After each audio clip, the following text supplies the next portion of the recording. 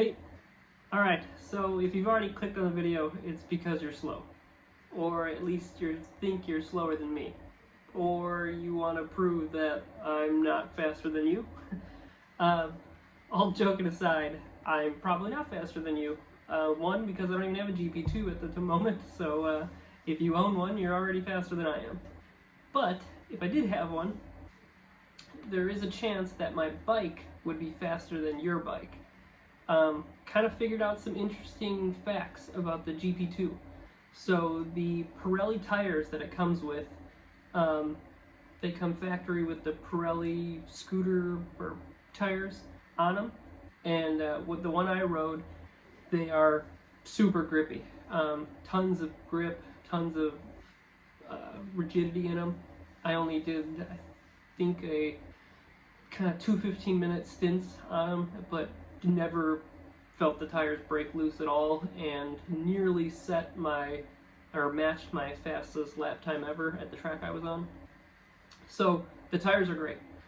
On my old Ohvale, the turquoise one or the original GP0, I always ran PMT slicks, the soft, or I think they're even super soft. But I ran the soft tires for a year. The same tires would last a year for me.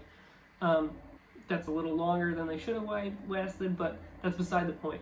So it came up in a group of mine about which tires are better, which perform better, which are better in general. So it's hard to say. The first time we ran the PMTs, the 12-inch PMTs on the GP2, they did not feel as slick or as grippy as the Pirelli tires. So the first instance would be like, the Pirelli tires are better. Off the bat, go with those. Why would you change your mind otherwise? So I'm used to riding the PMTs, so the grip issue isn't really a thing. I know when I was doing my fastest lap times, the PMTs were sliding all over the place, and I actually preferred that. Not preferred it, but I knew when the bike was sliding like that, I knew where it was out of control.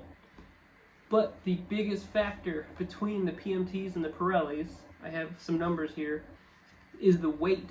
The Pirelli tires are, here I'll go front by rear. So the front Pirelli is 7.4 pounds. The front PMT is 5.4 pounds. It's two pounds heavier on just the front tire.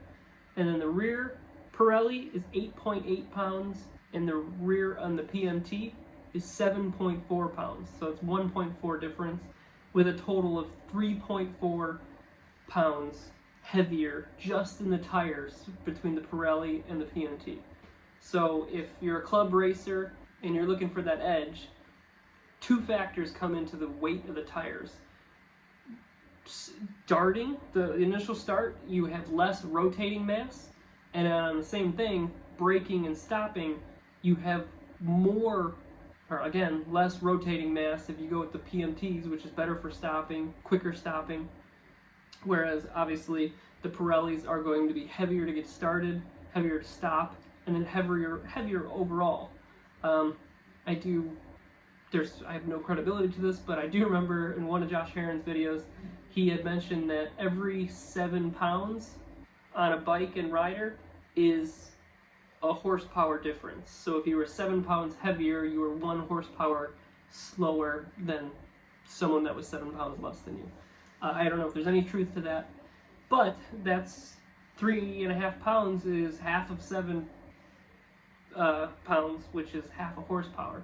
And on these little bikes, yes, half a horsepower is probably nothing, and the people that ride these, or at least the grown-ups, are vastly different in weights and sizes.